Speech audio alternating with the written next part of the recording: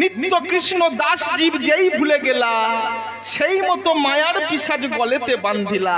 আমরা যে ভগবানের দাস এ কথাটা আমাদের আর কারো মনে নাই। আগে দরকার নম্রতা। এই যে গলায় মালা পরেছি, স্বরূপ করেছি, অথচ মুখে ভীমরুলের মতো বিষ, একবার ঠোকরালে গোটা শরীর ফুলে বালি। কোন দরকার আছে?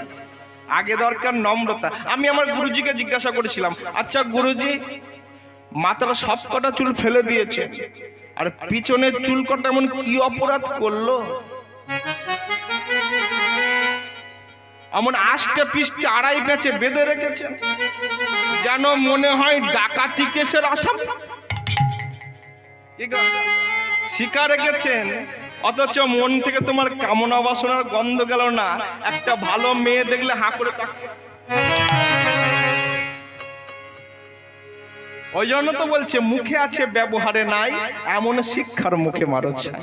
আমরা মালা পড়েছি, স্বরূপ করেছি, শিক্ষা রেখেছি, অথচ এর উপযুক্ত ব্যবহার, উপযুক্ত মর্যাদা আমরা অনেকেই দিতে পারি না।